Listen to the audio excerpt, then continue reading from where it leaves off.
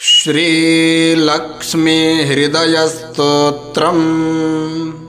श्रीगणेशाय नमः। अस्य श्रीलक्ष्मी हृदयस्तोत्रमहामन्त्रस्य भार्गवऋषिः अनुष्टुपादीनि नानाछन्दांसि आद्याद् श्रीमहालक्ष्मीर्देवता श्रीं बीजं ह्रीं शक्तिः ऐं कीलकम् आद्यादिमहालक्ष्मी प्रसादसिद्ध्यर्थं जपे विनियोगः। ऋष्यादिन्यासः। ॐ भार्गवऋषये नमः शिरसि। ॐ अनुष्टुपादिनानाछन्दोभ्यो नमो मुखे। ॐ आद्याद् श्रीमहालक्ष्मीदेवतायै नमो हृदये। ॐ श्रीं बीजाय नमो गुह्ये। ॐ ह्रीं शक्तये नमः पादयोः। ॐ ऐं कीलकाय नमो नाभौ। ॐ विनियोगाय नमः सर्वाङ्गे। करन्यासः। ॐ श्रीं अङ्गुष्ठाभ्यां नमः।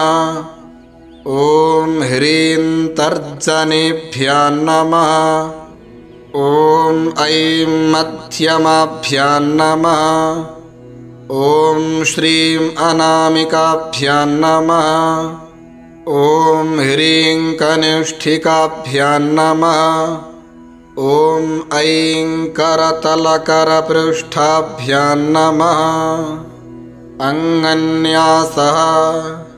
ॐ श्रीं हृदयाय नमः। ॐ ह्रीं शिरसि स्वाहा। ॐ ऐं शिखायै वषट। ॐ श्रीं कवचाय हुम्। ॐ ह्रीं नेत्रत्रयाय वौषट। ॐ ऐं अस्त्राय फट। ॐ ह्रीं श्रीं ऐं इति दिग्बन्धः। अथ ध्यानम्। हस्तद्वयेन कमले धारयन्तीं स्वलीलया हारनूपुरसंयुक्तां लक्ष्मीं देवीं विचिन्तये। कौशेयपीतवसनामरविन्दनेत्रां पद्मद्वयाभयवरोद्यतपद्महस्ताम् उद्यच्छतार्कसदृशीं परमाङ्कसंस्थां ध्यायेद्विधीषणतपादयुगाञ्जनित्रीं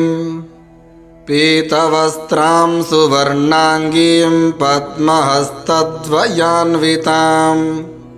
लक्ष्मीं ध्यात्वेति मन्त्रेण स भवेत् पृथिवीपतिः। मातुलुङ्गङ्गदाङ्खेटं पाणौ पात्रं च बिभ्रति। नागल्लिङ्गं च योनिं च बिभ्रतीं चैव मूर्धनि। इति ध्यात्वा मानसोपचारैः सम्पूज्य शङ्खचक्रगदाहस्ते शुभ्रवर्णे सुवासिनि मम देहि वरं लक्ष्मीः सर्वसिद्धिप्रदायिनी। इति सम्प्रार्थ्य ॐ श्रीं ह्रीं ऐं महालक्ष्म्यै कमलधारिण्यै सिंहवाहिन्यै स्वाहा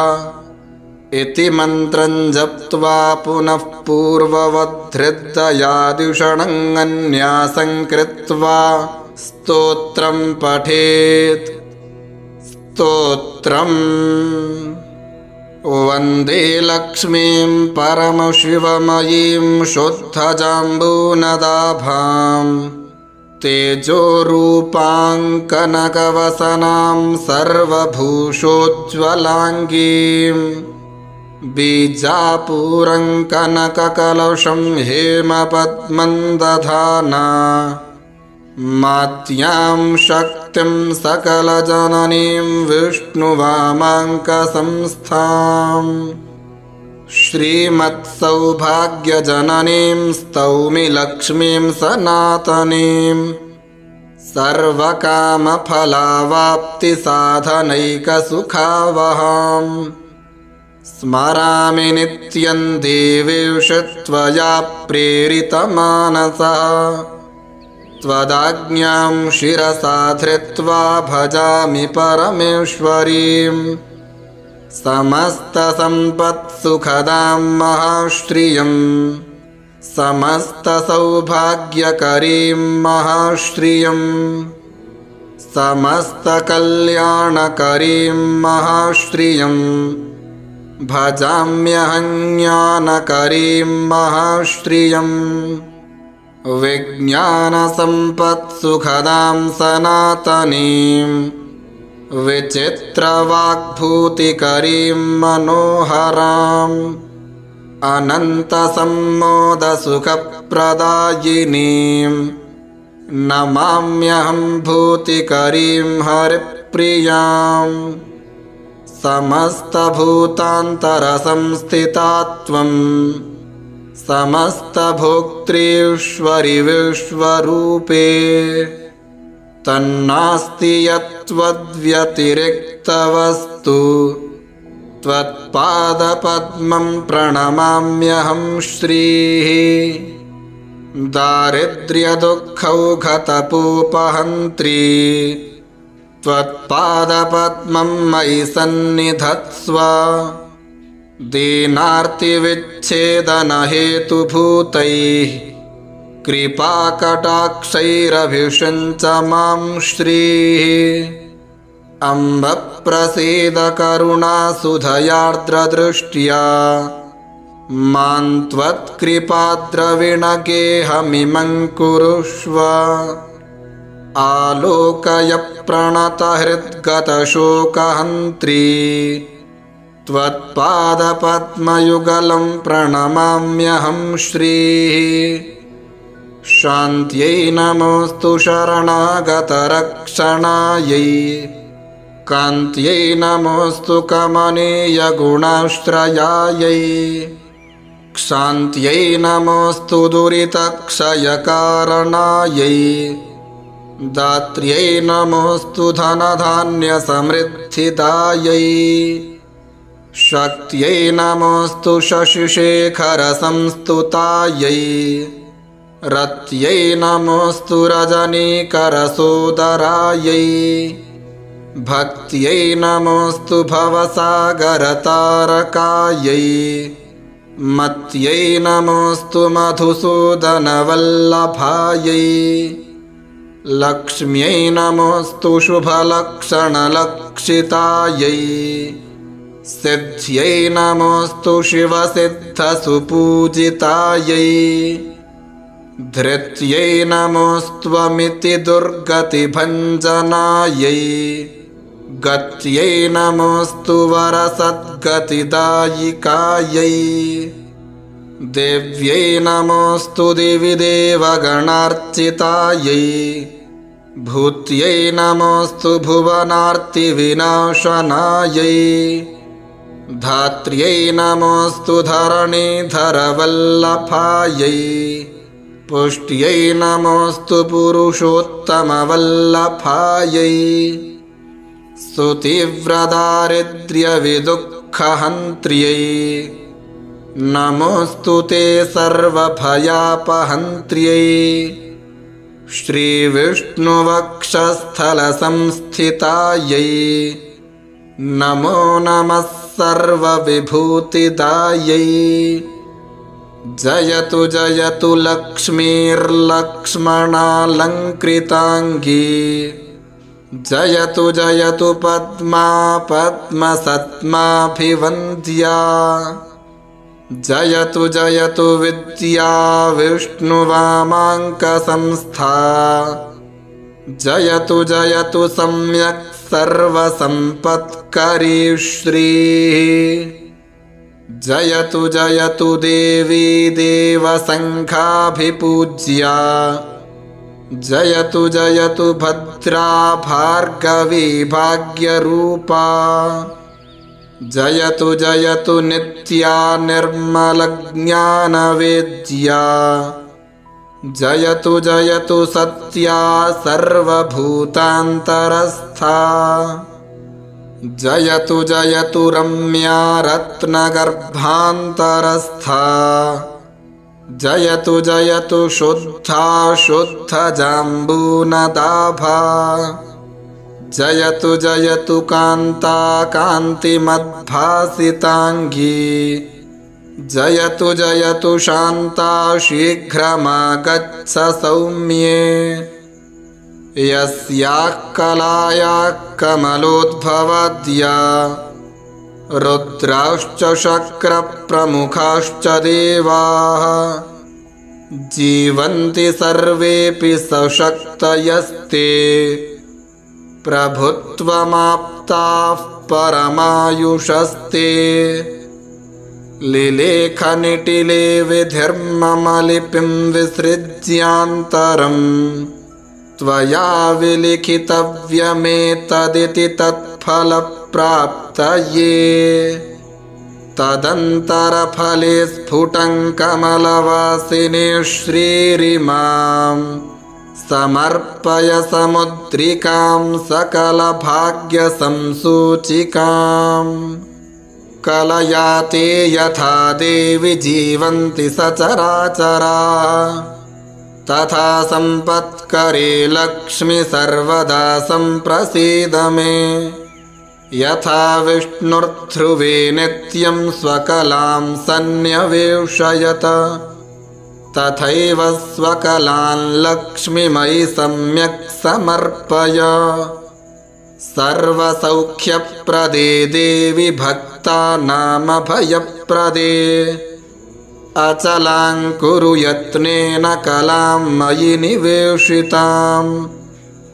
मुदास्तां मत्फाले परमपदलक्ष्मी स्फुटकला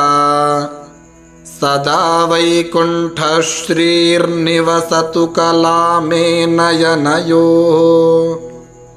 वसेत् सत्ये लोके मम वचसि लक्ष्मीर्वरकला श्रियश्वेतद्वीपे निवसतु कला मे स्वकरयोः तावन्नित्यं ममाङ्गेषु क्षीराब्धौ श्रीकला वसेत् सूर्याचन्द्रमसौ यावल्लक्ष्मीपतिश्रिया सर्वमङ्गलसम्पूर्णा सर्वैश्वर्यसमन्विता आद्यादिश्रीमहालक्ष्मी त्वत्कलामयि तिष्ठतु अज्ञानतिमिरं हन्तुं शुद्धज्ञानप्रकाशिका सर्वैश्वर्यप्रदा मेस्तु त्वत्कलामयि संस्थिता अलक्ष्मीं हरतु क्षिप्रं तमः सूर्यप्रभा यथा वितनोतु मम श्रेयस्त्वत्कलामयि संस्थिता ऐश्वर्यमङ्गलोत्पत्तिस्त्वत्कलायान्निधीयते मयि तस्मात् कृतार्थोऽस्मि पात्रमस्मि स्थितेस्तव भवदावेश भाग्यार्हो भाग्यवानस्मि भार्गवे त्वत्प्रसादात् पवित्रोऽहं लोकमातर्नमोऽस्तु ते पुनासि मां त्वत्कलयैव यस्मा दतः समागच्छ ममाग्रतस्त्वं परं पदं श्रीर्भव सुप्रसन्ना मय्यच्युतेन प्रविशादिलक्ष्मीः श्रीवैकुण्ठस्थिते लक्ष्मी समागच्छ ममाग्रतः नारायणेन सह मां कृपादृष्ट्यावलोकय सत्यलोकस्थिते लक्ष्मी त्वं ममागच्छ सन्निधिं वासुदेवेन सहिता प्रसीद वरदा भव श्वेतद्वीपस्थिते लक्ष्मी शीघ्रमागच्छ सुव्रते विष्णुना सहिते देवि जगन्मातः प्रसीद मे क्षीराम्बुधिस्थिते लक्ष्मी समागच्छ समाधवा त्वत्कृपादृष्टिसुधया सततं मां विलोकय रत्नगर्भस्थिते लक्ष्मी परिपूर्णे हिरण्मये समागच्छ समागच्छ स्थित्वा शुपुरतो मम स्थिरा भव महालक्ष्मी निश्चला भव निर्मले प्रसन्ने कमले देवि प्रसन्नहृदया भव श्रीधरे श्रीमहाभूते त्वदन्तस्थं महानिधिं शीघ्रमुद्धृत्य पुरतः प्रदर्शय समर्पय वसुन्धरे श्रीवसुधे वसुदोक्तृकृपामये त्वत्कुक्षिगत सर्वस्वं शीघ्रं मे सम्प्रदर्शय विष्णुप्रिये रत्नगर्भे समस्तफलदे शिवे त्वद्गर्भगत हेमादीन् सम्प्रदर्शय दर्शय रसातलगते लक्ष्मी शीघ्रमागच्छ मे पुरा न जाने परमं रूपं मातर्मे सम्प्रदर्शय आविर्भव मनोवेगात् शीघ्रमागच्छ मे पुरा मा वत्सभैरिहेत्युक्त्वा कामं गौरिवरक्ष माम् देवि शीघ्रं समागच्छ धरणी गर्भसंस्थिते मातस्त्वद्भृत्यभृत्योऽहं मृगये त्वां कुतूहलात् उत्तिष्ठ जागृहि त्वं मे समुत्तिष्ठ सुजागृहि अक्षयान् हेमकलशान् सुवर्णेन सुपूरितान् निक्षेपान् मे समाकृष्य समुद्धृत्य ममाग्रतः समुन्नतानना भूत्वा समाधेहि धरान्तरात् मत्सन्निधिं समागच्छ मदाहितकृपारसात् प्रसीद श्रेयसान्दोक्त्री लक्ष्मीर्मे नयनाग्रतः अत्रोपविश लक्ष्मी त्वं स्थिरा भव हिरण्मये सुस्थिरा भव सम्प्रीत्या प्रसीद वरदा भव आनेतांस्तु तथा देवि निधीन् मे सम्प्रदर्शय अद्य क्षणेन सहसा दत्त्वा संरक्ष मां सदा मयि तिष्ठ तथा नित्यं यथेन्द्रादिषु तिष्ठसि अभयं कुरु मे देवि महालक्ष्मीर्नमोऽस्तु ते समागच्छ महालक्ष्मी शुद्धजाम्बूनदप्रभे प्रसीद पुरतः स्थित्वा प्रणतं मां विलोकय लक्ष्मीर्भुवं गता भासि यत्र यत्र हिरण्मयी तत्र तत्र स्थिता त्वं मे तव रूपं प्रदर्शय क्रीडन्ति बहुधा भूमौ परिपूर्णकृपामयि मम मूर्धनि ते हस्तमविलम्बितमर्पय फलद्भाग्योदये लक्ष्मी समस्तपुरवासिनी प्रसीद मे महालक्ष्मी परिपूर्णमनोरथे अयोध्यादिषु सर्वेषु नगरेषु समास्थिते वैभवैर्विविधैर्युक्तैः समागच्छ मुदान्विते समागच्छ समागच्छ ममाग्रे भव सुस्थिरा करुणारसनुष्यन्दनेत्रद्वयविलासिनी सन्निधत्स्व महालक्ष्मी त्वत्पाणिं मम मस्तके करुणासुधया मां त्वमभिषिञ्च्य स्थिरं कुरु सर्वराजगृहे लक्ष्मीसमागच्छ बलान्विते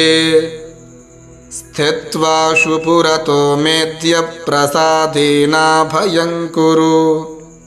सादरं मस्तके हस्तं मम त्वं कृपयार्पय सर्वराजगृहे लक्ष्मी त्वत्कलामयि तिष्ठतु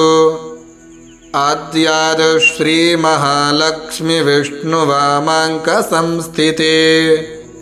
प्रत्यक्षं कुरु मे रूपं रक्ष मां शरणागतम्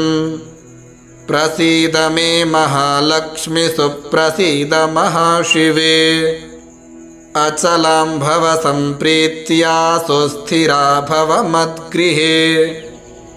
यावत् तिष्ठन्ति वेदाश्च यावच्चन्द्रदिवाकरौ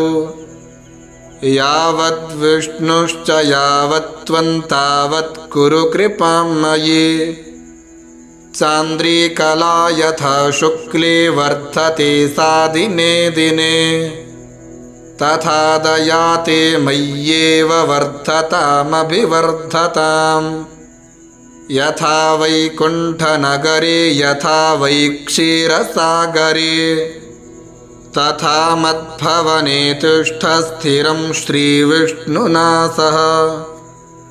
योगिनां हृदये नित्यं यथा तिष्ठसि विष्णुना तथा मद्भवने तिष्ठ स्थिरं श्रीविष्णुना सह नारायणस्य हृदये भवति यथास्ते नारायणोऽपि तव हृत्कमले यथास्ते नारायणस्त्वमपि नित्यमुभौ तथैव तौ तिष्ठतां हृदि ममापि दयान्वितौ श्रीः विज्ञानवृद्धिं हृदये कुरु श्रीः सौभाग्यवृद्धिं कुरु मे गृहे श्रीः दयासु वृद्धिं कुरुतां मयुश्रीः सुवर्णवृद्धिं कुरु मे गृहे श्रीः न मां त्यजेथाश्रितकल्पवल्ली सद्भक्तचिन्तामणिकामधेनो विश्वस्य मातर्भव सुप्रसन्ना गृहे कलत्रेषु च पुत्रवर्गे आद्यादिमाये त्वमजाण्डबीजं त्वमेव साकारनिराकृतिस्त्वं त्वया धृताश्चाब्जभवाण्डसङ्घाश्चित्रं चरित्रं तव देवि विष्णोः ब्रह्मरुद्रादयो देवा वेदाश्चापि न शक्नुयुः महिमानं तव स्तोतुं मन्दोऽहं शक्नुयां कथम् अम्ब त्वद्वत्सवाक्यानि सूक्तसूक्तानि यानि च तानि स्वीकुरु सर्वज्ञे दयालुत्वेन सादरम् भवतीं शरणं गत्वा कृतार्था स्युः पुरातना इति संचिन्त्य मनसा त्वामहं शरणं व्रजे अनन्ता नित्यसुखिनस्त्वद्भक्तास्त्वत्परायणा इति वेदप्रमाणाद्धि देवि त्वां शरणं व्रजे तव प्रतिज्ञा मद्भक्ता न नश्यन्तीत्यपि क्वचित् इति संचिन्त्य प्राणान् सन्धारयाम्यहं त्वदधीनस्त्वहं मातस्त्वत्कृपा मयि विद्यते यावत् सम्पूर्णकामस्यात् तावत् तेहि दयानिधे क्षणमात्रं न शक्नोमि जीवितुं त्वत्कृपां विना न जीवन्तीह जलजा जलं त्यक्त्वा जलग्रहाः यथा हि पुत्रवात्सल्याज्जननी प्रस्नुतस्तनी वत्सं त्वरितमागत्य सम्प्रीणयति वत्सला यदस्यां तव पुत्रोऽहं माता त्वं यदि मामके दयापयोधरस्तन्यसुधाभिरभिषिञ्च मां मृग्यो न गुणलेशोऽपि मयि दोषैकमन्दिरे पांसूनां वृष्टिबिन्दूनां दोषाणां च न मे मतिः पापिनामहमेवाग्र्यो दयालूनां त्वमग्रणीः दयनीयो मदन्योऽस्ति तव कोऽत्र जगत्त्रये विधिनाहन्न सृष्टश्चेन्न स्यात्तव दयालुता आमयो वा न सृष्टश्चेदौषधस्य वृथोदयः कृपामदग्रजा किन्ते अहं किं वा तदग्रजा विचार्यते हि मे वित्तं तव देवि दयानिधे माता पिता त्वं गुरुसद्गतश्री त्वमेव सञ्जीवनहेतुभूता अन्यं च मन्ये जगदेकनाथे त्वमेव सर्वं मम देवि सत्ये आद्यादिलक्ष्मीर्भव सुप्रसन्ना विशुद्धविज्ञानसुखैकदोग्ध्री अज्ञानहन्त्री त्रिगुणातिरिक्ता प्रज्ञाननेत्री भव सुप्रसन्ना अशेषवाग्जाड्यमलापहन्त्री नवं नवं स्पष्टसुवाक्प्रदायिनी ममेह जिह्वाग्रसुरङ्गनर्तकी भव प्रसन्ना वदने च मे श्रीः समस्तसम्पत्सु विराजमाना समस्ततेजश्च यभासमाना विष्णुप्रिये त्वं भव दीप्यमाना वाग्देवता मे नयने प्रसन्ना सर्वप्रदर्शे सकलार्थदे त्वं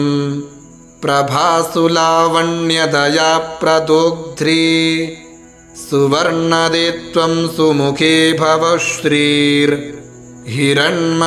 मे नयने प्रसन्ना सर्वार्थदा सर्वजगत्प्रसूतिः सर्वेश्वरी सर्वभयापहन्त्री सर्वोन्नता त्वं सुमुखे भव श्रीर्हिरण्मयी मे नयने प्रसन्ना समस्तविघ्नौघविनाशकारिणी समस्तभक्तोद्धरणे विचक्षणा अनन्तसौभाग्यसुखप्रदायिनी हिरण्मयी मे नयने प्रसन्ना देवप्रसीद दयनीयतमाय मह्यं देवाधिनाथ भवदेवगणाभिवन्द्ये मातस्तथैव भव सन्निहितादृशोर्मे पत्या समं मम मुखे भव सुप्रसन्ना मा वत्सभैरभयदानकरोऽर्पितस्ते मौलौ ममेति मयि दीनदयानुकम्पे मातः समर्पय मुदा करुणाकटाक्षं माङ्गल्यबीजमिह न सृजजन्म मातः कटाक्ष इह कामधुक्तव मनस्तु चिन्तामणिः करः सुरतरुः सदा नवनिधिस्त्वमेवेन्दिरे भवे तव दयारसो मम रसायनं चान्वहं मुखं तव कलानिधिर्विविधवाञ्छितार्थप्रदम् यथा रसस्पर्शनतो यशोऽपि सुवर्णता स्यात् कमले तथा ते कटाक्षसंस्पर्शनतो जनाना मङ्गलानामपि मङ्गलत्वं देहीति नास्तीति वचः प्रवेशाद् भीतो रमे त्वां शरणं प्रपद्ये अतः सदास्मिन्नभयप्रदात्वं सहैव पत्या मयि सन्निधेः कल्पद्रुमेण मणिना सहिता सुरम्या श्रीस्ते कलामयि रसेन रसायनेन आस्तां यतो मम शिरः करदृष्टिपाद स्पृष्टाः सुवर्णवपुषस्थिरजङ्गमाः स्युः आद्यादिविष्णो स्थिरधर्मपत्नी त्वमेव पत्या मयि सन्निधेः आद्यादिलक्ष्मीत्वदनुग्रहेण पदे पदे मे निधिदर्शनं स्यात् आद्यादिलक्ष्मी हृदयं पठेद्य स राज्यलक्ष्मीमचलान्तनोति महादरिद्रोऽपि भवेद्धनाढ्य तदन्वये श्रीस्थिरतां प्रयाति यस्य स्मरणमात्रेण तुष्टा स्याद्विष्णुवल्लभा तस्याभीष्टं ददत्याशु तं पालयति पुत्रवत् इदं रहस्यं हृदयं सर्वकामफलप्रदं जपः 5,000 तु पुरश्चरणमुच्यते त्रिकालमेककालं वा नरो भक्तिसमन्वितः यः पठेत् शृणुयाद्वापि स याति परमां श्रियम् महालक्ष्मीं समुत्तिष्य निशि भार्गववासरे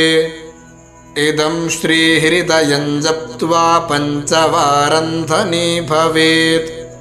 अनेन हृदयेनान्नं गर्भिण्या अभिमन्त्रितं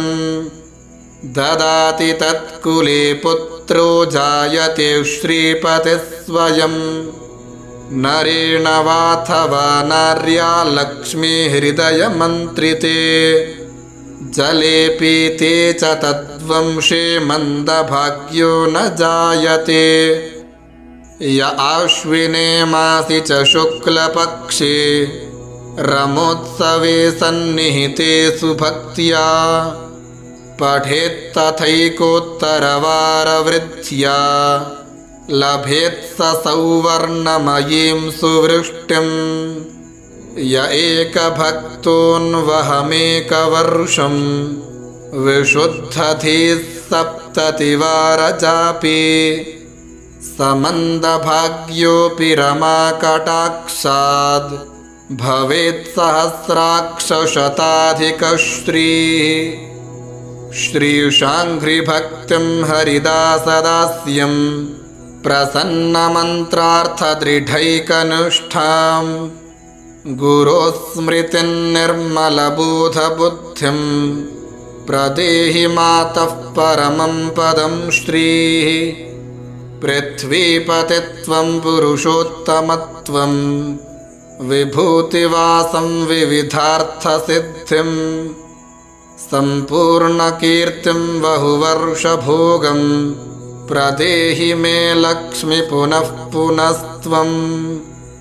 वादार्थसिद्धिं बहुलोकवश्यं वयस्थिरत्वं ललनासुभोगं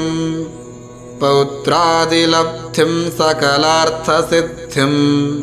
प्रदेहि मे भार्गवि जन्म जन्मनि सुवर्णवृद्धिं कुरु मे गृहे श्रीः सुधान्यवृद्धिं कुरु मे गृहे श्रीः कल्याणवृद्धिं कुरु मे गृहे श्रीः विभूतिवृद्धिं कुरु मे गृहे श्रीः ध्यायेल्लक्ष्मीं प्रहसितमुखीं कोटिबालार्कभासां विद्युद्वर्णाम्बरवरधरां भूषणाढ्यां सुशोभां बीजापुरं सरसिजयुगं बिभ्रतीं स्वर्णपात्रं भर्त्रायुक्तां मुहुरभयदां मह्यमप्यच्युतश्रीः गुह्याति गुह्यगोप्त्री त्वं गृहाणास्मत्कृतं जपं सिद्धिर्भवतु मे देवि त्वत्प्रसादान्मयि स्थिता। ॐ महालक्ष्म्यार्पणमस्तु। इति श्री अथर्वणरहस्ये श्रीलक्ष्मीहृदयस्तोत्रं सम्पूर्णम्।